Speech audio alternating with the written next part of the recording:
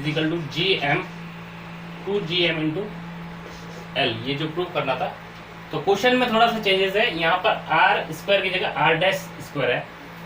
Question में changes है, वो लिखेंगे आर डैश स्क्वायर है, क्योंकि प्रूव हमारे पास ये हो रहा है g R dash square equal to R minus R dash. Question में थोड़ा सा प्रॉब्लम था, तो ये हमारा सॉल्यूशन होगा, ये हमारा प्रूफ है।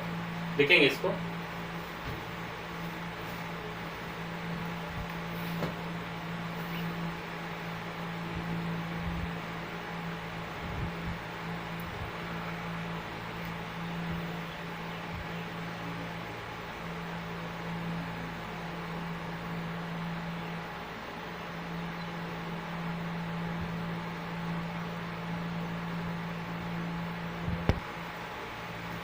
अब हम पढ़ते हैं ग्रेविटेशनल फील्ड और फील्ड स्ट्रेंथ के बारे में।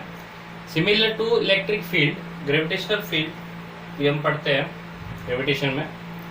जैसे ग्रेविटेशनल फील्ड से नाम से पता चलता है, एक पॉइंट मास है या कोई भी एक मास है, बॉडी है, वो अपने अराउंड एक फील्ड जनरेट करता है, जिसमें अगर दूसरा मास कोई आता है तो वो एक फोर्स, ग्रेविटेशनल फोर्स फील करता है, फोर्स ऑफ अट्रैक्शन फील करता है।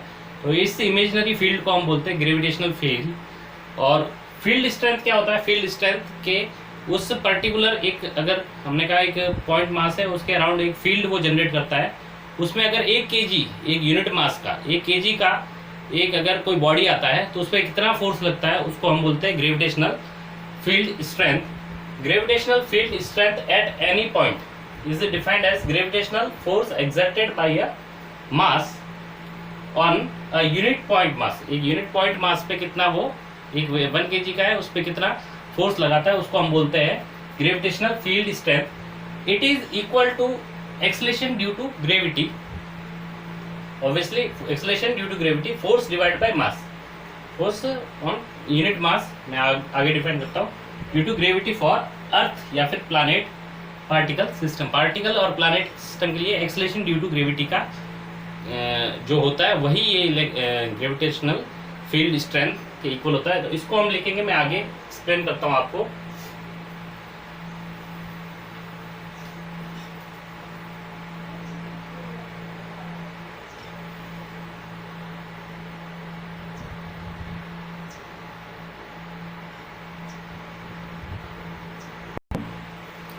जैसे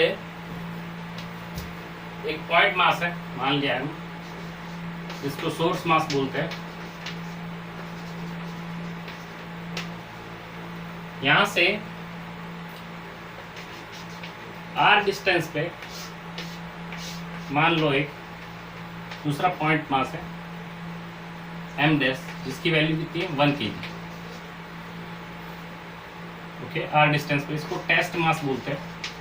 जैसे इलेक्ट्रोस्टैटिक्स में हम सोर्स चार्ज और टेस्ट चार्ज लेते थे, तो इस सोर्स चार्ज की वजह से आर डिस्टेंस पे इस पे फोर्स कितना लगेगा, इस पे फोर्स लगेगा एफ।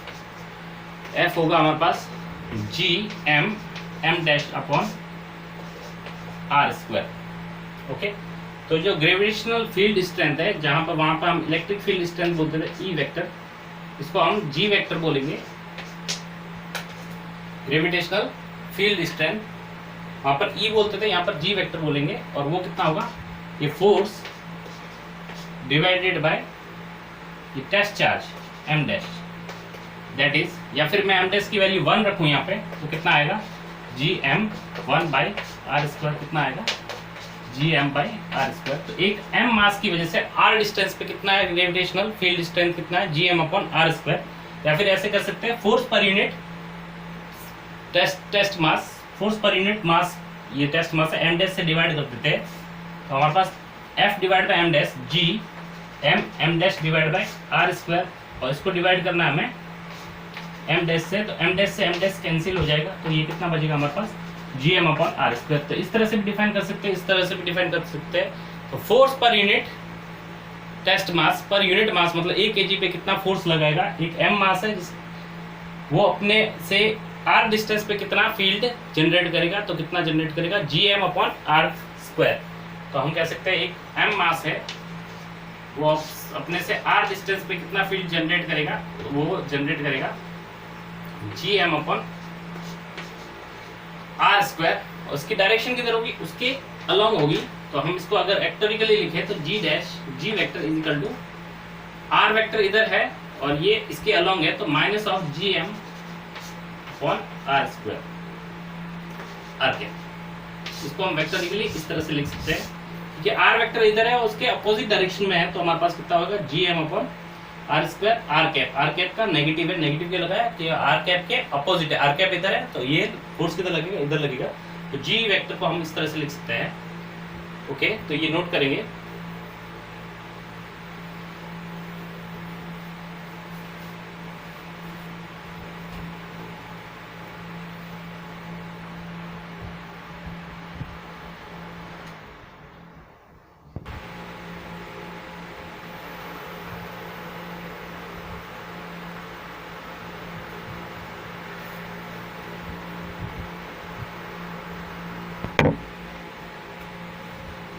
इसको एक्सेलरेशन क्यों कहते हैं, क्योंकि फोर्स पर यूनिट हमने मास किया था, force divide by mass acceleration होता है, और इसको हम जी से डिनोट करते हैं। तो हमारी वैल्यू कितनी आई, G is equal to minus G M M upon R square R cap, और ये नेगेटिव क्योंकि ये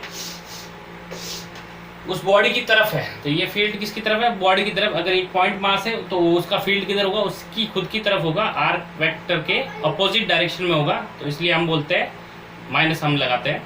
ओके, अगर अर्थ और पार्टिकल सिस्टम है, अगर अर्थ पार्टिकल सिस्टम है, मान लीजिए ये अर्थ है या कोई प्लैनेट है और ये पार्टिकल है,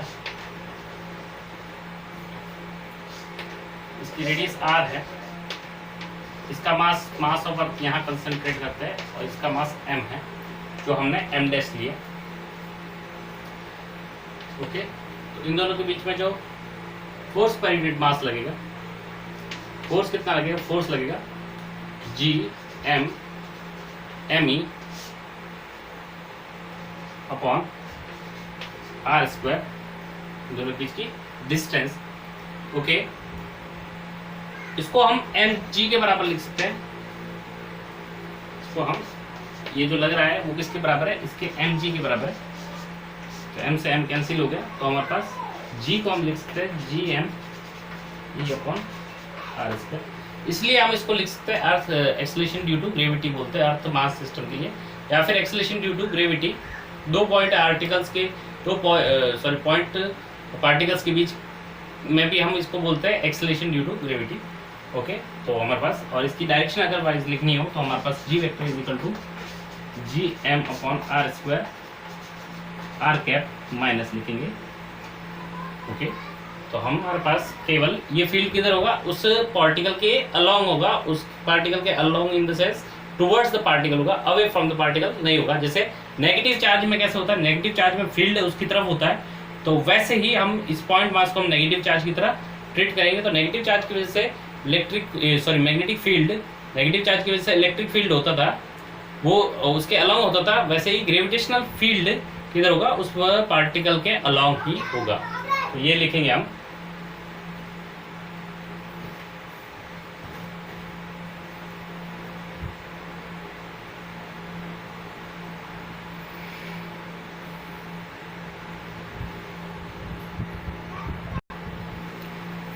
gravitational field strength due to point mass, हम अभी ऑलरेडी पढ़ चुके हैं। Gravitational field strength due to point mass, एक पॉइंट मास है m है, उससे r डिस्टेंस पे ग्रेविटेशनल फील्ड की वैल्यू है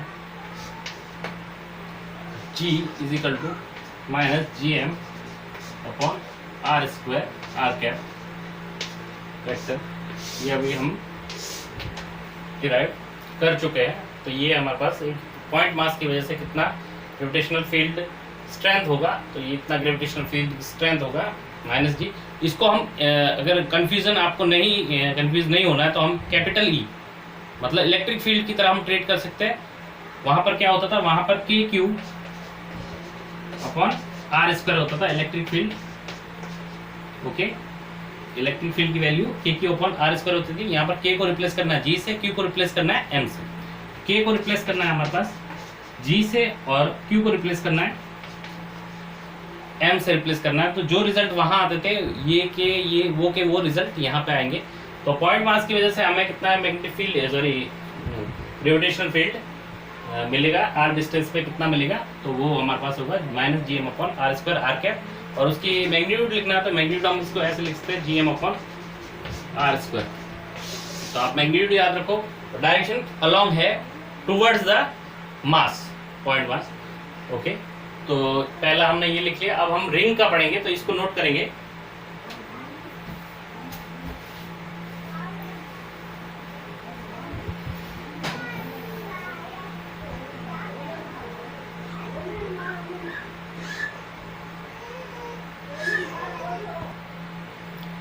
अब हम पढ़ेंगे gravitational field strength due to uniform ring. Ring की वजह से ग्रेविटेशनल फील्ड कितना आएगा।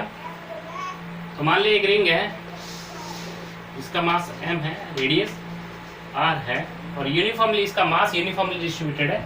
ये साइड व्यू है और हमने इसको इसके सेंटर से x डिस्टेंस पे p पॉइंट पे, ये सेंटर से, ये रिंग इस तरह से, इसका साइड व्यू बनाया मैंने और इस तरह से रखी गई है, इस तरह से। ओके, तो उसके सेंटर से x डिस्टेंस पे ग्रेविटेशनल फील्ड स्ट्रेंथ हमें निकालना है। तो वहाँ पर हमने इलेक्ट्रिक फील्ड स्ट्रेंथ निकाला था, वो का वो रिजल्ट आएगा। वहाँ पर रिजल्ट आया था हमारे पास K Q X upon X square plus are square raise to power 3/2 electric field आया था मैग्नीट्यूड। यहाँ पर कितना आएगा, यहाँ पर के को रिप्लेस करेंगे g, क्यू को रिप्लेस करेंगे m, X upon X square plus are square की पावर 3/2। एग्जैक्टली सेम रिजल्ट आएगा। इसको हम g लिखेंगे, वहाँ पर हम e लिखते थे, या इसको भी हम g लिख सकते हैं ताकि और कन्फ्यूजन पूरा खत्म हो जाए। तो हम इसको डिराइव करते हैं, जैसे वहाँ पर डिराइव किया था उसी तरह से यहाँ पर डिराइव करेंगे। एक डेरिवेशन में करूँगा आपके सामने। तो मान लिया हमने एक छोटा सा पार्टिकल लिया, एलिमेंटल पार्टिकल dm लिया, और डायगोनली अपोजिट भी एक छोटा सा पार्टिकल dm हमने लिया। तो इस dm की वजह से हमें पता है पॉइंट मास की वजह से इलेक्ट्रिक फील्ड ग्रेविटेशनल फील्ड की वैल्यू ये टुवर्ड्स इट है, और ये भी टुवर्ड्स इस पॉइंट मास की वजह से इसकी तरफ होगा, इस पॉइंट मास की वजह से इसकी तरफ होगा। कितना वैल्यू होगा g, और ये कितना है dm अपॉन ये डिस्टेंस, ये r है और ये x है, तो ये कितना होगा R square plus x square का। मैं इसको इस तरह से लिखता हूँ g dm, और ये डिस्टेंस कितनी है, ये r है, ये x है, तो ये कितना हुआ R square plus x square का स्क्वायर रूट का square, gm upon R square, gm upon R square. Similarly ये भी कितना होगा g into dm upon R square plus x square का स्क्वायर रूट, ये डिस्टेंस का स्क्वायर। ओके, ये मान लेते थीटा, तो बाई सिमेट्री ये भी थीटा होगा, तो ये हमारे पास कितना होगा, इसको हमने बोल दिया डी बोल दिया, और इसको भी हमने बोल दिया डी ई। ओके, तो ये कितना होगा D E cos theta,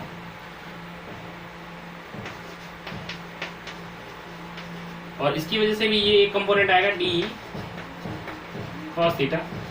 D E sine theta, आप देखो ये वाला कंपोनेंट क्या हुआ डी ई साइन थीटा, और ये वाला कंपोनेंट क्या होगा डी ई साइन थीटा। तो डी ई साइन थीटा से डी ई साइन थीटा वाला कंपोनेंट कट गया, तो नेट इधर आया, net gravitational field strength, gravitational field बोलूंगा जिसको अब, वो किधर आया डी ई कॉस थीटा दोनों। तो ये डी ई कॉस थीटा और ये भी डी ई कॉस थीटा, तो नेट किधर आया, नेट इधर आया, कितना है 2डी ई कॉस थीटा। ओके, तो ये हम नोट करेंगे। उसके बाद में मैं इसको डिराइव करता हूँ, तो इतना ये डायग्राम क्लियरली नोट करेंगे।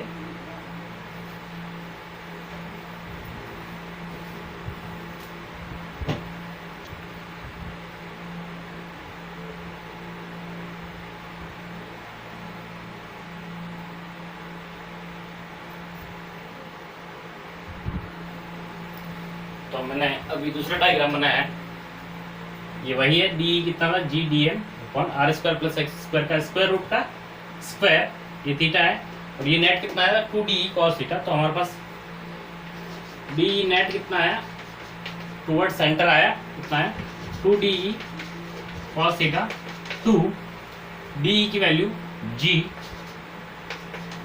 G DM, स्क्वायर रूट का स्क्वायर है तो स्क्वायर रूट हट गया, हमारे पास R square plus x square होगा, तो हमारे पास 2G DM upon R square plus x square. Okay, cos theta, इस ट्राइंगल में cos थीटा कितना है, cos थीटा आप देखेंगे तो बेस ये रहा, इस ट्राइंगल में cos थीटा बेस ये है, base divide by hypotenuse, base x है डिवाइड बाय हाइपोटेनस, ये वाली डिस्टेंस ये r है, ये x है, तो ये R square plus x square का स्क्वायर रूट। ओके, तो हमारे पास कितना है 2G DM x divided by ये कितना हो गया, पावर 3/2 हो गया, R square plus x square की पावर 3/2, ये DE नेट बोल दिया इसको। अब हम क्या करेंगे, इंटीग्रेट करेंगे, x फिक्स्ड है, r फिक्स्ड है, g फिक्स्ड है, 2 फिक्स्ड है, मतलब ये कांस्टेंट्स है, x पर्टिकुलर डिस्टेंस है तो मान लिया 2 मीटर डिस्टेंस पे, तो 2 कांस्टेंट है, r उसकी रेडियस फिक्स्ड है, तो हमारे पास इसको इंटीग्रेट करते हैं, तो इंटीग्रेट करने के बाद तो हमारे पास ये कितना है DE net, integrate both sides, यहाँ से हम इसको इंटीग्रेट करते हैं, तो इसी का अगला स्टेप मैं इसको क्या कर देता हूँ, इंटीग्रेट कर देता हूँ, तो ये हमारे पास 2Gx डिवाइड बाय ये कांस्टेंट है R square plus x square की पावर 3/2, और केवल DM इंटीग्रेशन के अंदर रहा, DM इंटीग्रेशन के अंदर रहा। ओके, तो इतना नोट करेंगे।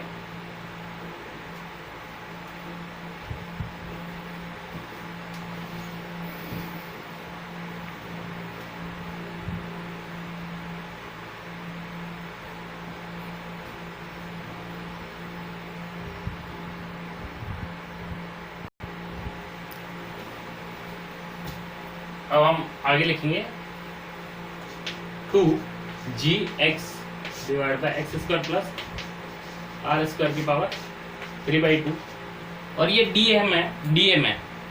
अच्छा, हमने क्या लिया था, हमने एक पार्टिकल यहाँ लिया था, एक पार्टिकल यहाँ लिया था, तो अगर मैं आधा राउंड घूमूं तो ये भी आधा राउंड उधर घूमेगा, मेरे को आधा चक्कर लगाएंगे तो पूरा चक्कर लग जाएगा, क्योंकि 2 पार्टिकल लिए हमने, तो अगर केवल एक ही लिया होता तो पूरा घूमना पड़ता, हमने 2 लिए, इधर भी लिया, इधर डायगोनली अपोजिट, तो ये थोड़ा इधर आएगा तो ये थोड़ा इधर जाएगा, डायगोनली अपोजिट, तो हमें आधा चक्कर लगाने में पूरी रिंग कवर हो जाएगी। तो वैसे ही अगर मैंने एक पार्टिकल लिया तो हमें पूरा चक्कर लगाना पड़ता, तो हमारे पास ये जो DM आता, इसको हम एक अगर पार्टिकल लेते, सुनेंगे, एक पार्टिकल लेंगे तो पूरा चक्कर लगाना पड़ता, तो DM कितना हो जाता, पूरी रिंग का मास। ओके, अभी हमने क्या किया, हमने किया कि 2 पार्टिकल लिए डायगोनली अपोजिट, तो हमें आधा चक्कर लगाना पड़ेगा, तो आधा चक्कर लगाना पड़ेगा तो मतलब यहाँ से यहाँ तक का मास, तो यहाँ से यहाँ तक का मास m/2, तो Gmx upon X square plus are square की पावर 3/2, और ये जो इंटीग्रेशन होगा DM का इंटीग्रेशन, मतलब 2 पार्टिकल है तो हमें आधा चक्कर लगाना पड़ेगा, तो ये कितना होगा m/2 होगा, ये 2 से 2 कैंसिल हो जाएगा, हमारा रिजल्ट आएगा Gmx divide by X square plus are square की पावर 3/2, और ये इलेक्ट्रिक फील्ड, या स्मॉल g मैं कैपिटल E लिखूंगा ताकि सेम रिजल्ट आए। वहां पर रिजल्ट आता था, रिजल्ट क्या आता था, KQx divide by X square plus are square की पावर 3/2, और यहाँ रिजल्ट क्या आ रहा है, यहाँ रिजल्ट आ रहा है K को रिप्लेस करेंगे G से, M को रिप्लेस करेंगे Q को रिप्लेस करेंगे M से, X को X रखेंगे, R को R रखेंगे, तो सेम रिजल्ट आएगा, तो ये नोट करेंगे।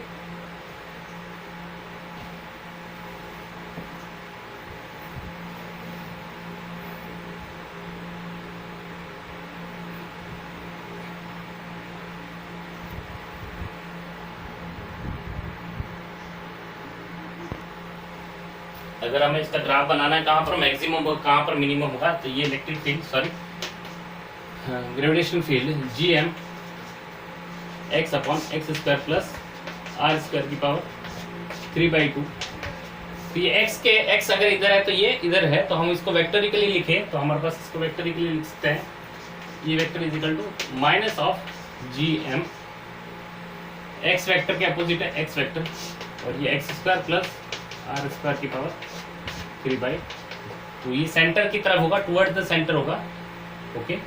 इसलिए या फिर हमने बोल दिया एक्स एक्स अवे है तो ये टुवर्ड द सेंटर, इसको लिख सकते हैं। अगर हमें इसका मैग्नीट्यूड का मैक्सिमम वैल्यू निकालना है, एक्स कितनी डिस्टेंस पे मैक्सिमम निकलेगा मिनिमम निकलेगा, तो इसको हमने क्या करना है, इसको हम करेंगे किसी का भी मैक्सिमम मिनिमा एक्स के साथ कैसे वैरी कर रहा है, ये एक्स का फंक्शन है, बाकी सब कांस्टेंट है, तो dm/dx अगर हम कराएंगे जीरो कराएंगे, dm/dx क्या कराता है, जीरो कराता है, तो देख लेंगे तो जो वैल्यू आएगी x की वहाँ पर वो मैक्सिमम या फिर मिनिमम होगा। मैं यहाँ पर करके देखता हूँ, आपने इलेक्ट्रिक फील्ड में भी किया होगा, एक रिजल्ट मैं आपको यहाँ पे डिराइव करता हूँ। तो मैं क्या कर रहा हूँ, इसकी मैक्सिमम वैल्यू और मिनिमम वैल्यू कहाँ पे होगी उसको करने के लिए हमने, ये x का फंक्शन है तो इसको हमने x के रिस्पेक्ट में डिफरेंशिएट करेंगे, तो d/dx जीरो कराते हैं, तो d/dx जीरो कराता हूँ, तो मैं d/dx निकाल रहा हूँ gm, d/dx of gm x divide by X square plus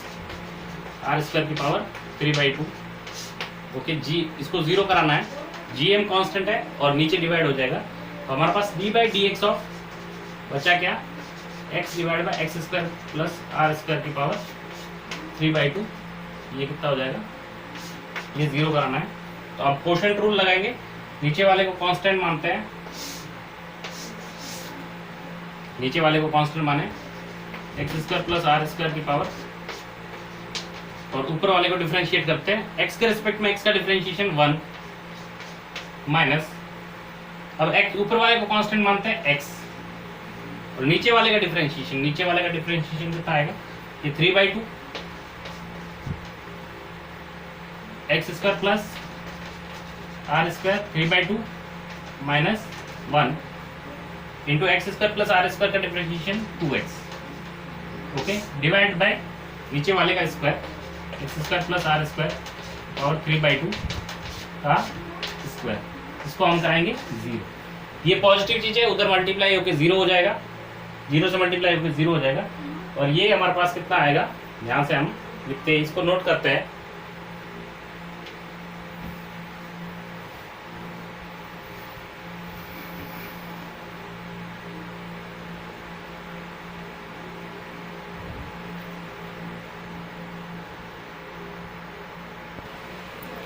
आगे कैलकुलेट करते हैं, ये 1 है, ये हमारे पास x square plus are square की पावर 3/2 माइनस ये 2 है, ये 2 कैंसिल हो गया, x है 3, ये x है और ये एक्स स्क्वायर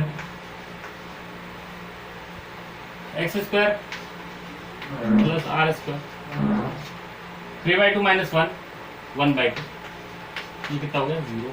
तो हम यहाँ से x square plus are square की पावर 1/2 कॉमन ले लेते हैं, तो हमारे पास ये x square plus are square बचेगा,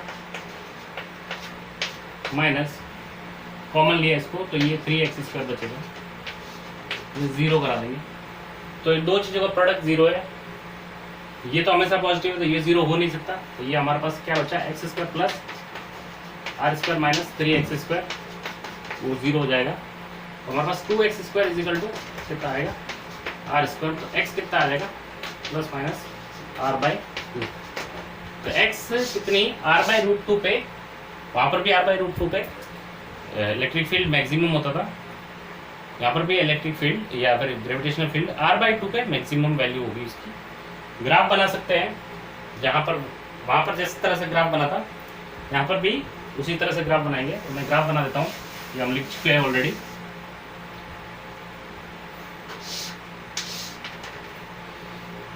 टुवर्ड्स होता है इसलिए हम नेगेटिव साइड में करेंगे, x आगे गया, x के ऑपोजिट है इस तरह से, और आगे जाने पे इनफाइनाइट तक जाने पे जीरो होगा, ओके, और इस तरह से ग्राफ बनेगा पीछे आने पे, ये ग्रेविटेशनल फील्ड जी, और ये x कितना r/√2 और ये x कितना माइनस r/√2 का मैक्सिमम होगा, मैक्सिमम या मिनिमम कह सकते हैं। मैग्नीट्यूड वाइज मैक्सिमम ही होता है क्योंकि ये वेक्टर है और वेक्टर का मैग्नीट्यूड मैक्सिमम पॉजिटिव ही होता है। तो इस तरह से हम इसको लिखेंगे। तो एक्चुअली वो नेगेटिव का मतलब क्या है, अगर मैं कहूँ कि अगर पॉजिटिव साइड में जा रहे हैं मैग्नेटिक फील्ड ग्रेविटेशनल फील्ड किधर होगा, इधर होगा। एक्स इधर है तो इसके ऑपोजिट तो नेगेटिव हो गया, तो नेगेटिव मतलब। और अगर मैं नेगेटिव में जा रहा हूँ तो मैग्नेटिक फील्ड किधर होगा, ग्रेविटेशनल फील्ड किधर होगा, पॉजिटिव डायरेक्शन में। पॉजिटिव डायरेक्शन मतलब पॉजिटिव, तो इसलिए यहाँ पर पॉजिटिव, ये नेगेटिव। मैग्नीट्यूड वाइज करूँगा तो ये हमेशा ये रिफ्लेक्ट होकर ऊपर आ जाएगा मैग्नीट्यूड वाइज। तो ये ग्राफ बनेंगे। वहाँ पर भी, वहाँ पर किस तरह का ग्राफ था इलेक्ट्रिक फील्ड का, पॉजिटिव चार्ज की वजह से इस तरह से था। वहाँ पर जैसे ग्राफ बन रहे थे उसको जस्ट इन्वर्ट कर देंगे एक्स एक्सिस के अबाउट, एक्स एक्सिस के अबाउट इन्वर्ट करेंगे। तो ये वाला एक्स एक्सिस के अबाउट इन्वर्ट हुआ तो नीचे है, और ये वाला एक्स एक्सिस के अबाउट इन्वर्ट हुआ तो ऊपर चला गया।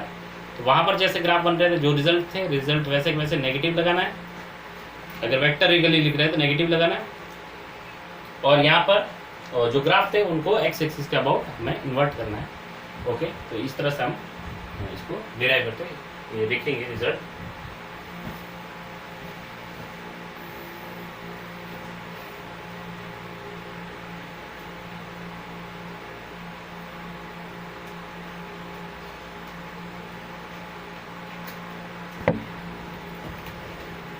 यहाँ पर हम कुछ क्वेश्चंस करेंगे ग्रेविटेशनल फील्ड के related. Uniform ring of mass m and radius a, uniform ring है, मास m है, रेडियस a है, is placed directly above a uniform sphere of mass m end of equal radius. Mass m है उसका भी और equal radius. The center of the ring is at a distance √3a from the center of the sphere. तो उन दोनों के centres के बीच का डिस्टेंस √3 है। Find the gravitational force exerted by the sphere on the ring. Sphere ने ring पे कितना फोर्स लगाया, तो ये हमारा क्वेश्चन है। जितना रिंग उस स्फीयर पे फोर्स लगाया उतना का उतना इक्वल एंड ऑपोजिट लगाते हैं। तो इस पूछा क्या है, स्फीयर ने उस पर कितना फोर्स लगाया, तो रिंग ने उस पर कितना फोर्स लगाया वो निकाल देते, उतना का उतना फोर्स लगाएगा। रिंग की वजह से ग्रेविटेशनल फील्ड स्ट्रेंथ पता है, तो वो रिजल्ट हम यूज करेंगे। तो ये लिखेंगे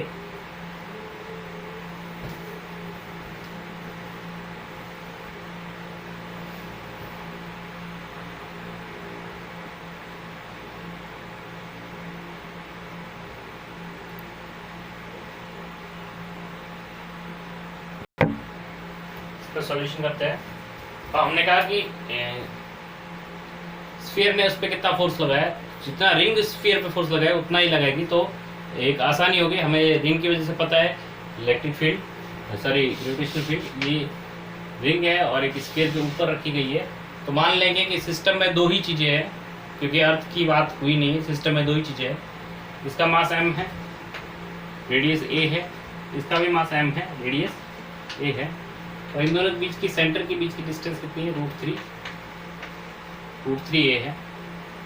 हमें पता है इसकी वजह से यहाँ पर फील्ड कितना है, तो हमें पता है x डिस्टेंस पे, रिंग से सेंटर से x डिस्टेंस पे कितना फील्ड होता है, वो gm x upon x square plus r square की पावर 3/2 इतना फील्ड होता है। ओके, उस फील्ड को अगर मास से मल्टीप्लाई करेंगे तो फोर्स आएगा, क्योंकि फोर्स होता है फोर्स पर यूनिट मास होता है फील्ड, रोटेशनल फील्ड को हम मल्टीप्लाई करेंगे मास से, तो इसका मास से मल्टीप्लाई करेंगे स्फीयर के मास से, तो फोर्स कितना लगेगा, force is equal to m into E को हम g भी लिख सकते हैं, m into ji.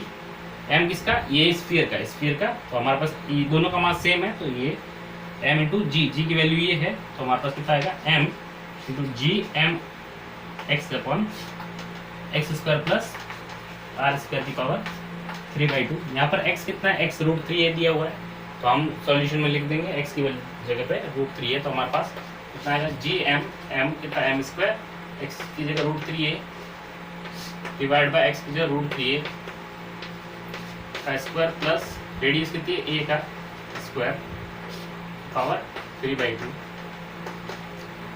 Ji m square √3a divide by 3a square 3 और a square 4a square power 3/2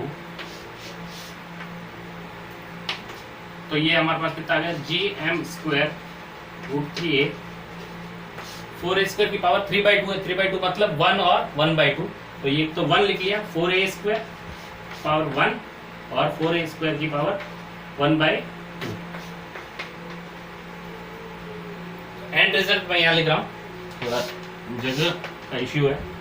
and result G M square root 3a, G M square root 3a, 4a square की power 1 मतलब 4a square, और 4a square की power 1/2 मतलब square root 2a, 2a, तो a से a cancel हो गया, root 3 G M square divide by 8 हो गया a स्क्वायर। इतना फोर्स लगेगा, इसने इस पे लगाया उतना का उतना इक्वल है, ऑपोजिट लगेगा, तो ये फोर्स इस पे इधर लगेगा और ये फोर्स इस पे अपवर्ड डायरेक्शन में लगेगा, तो ये नोट करेंगे।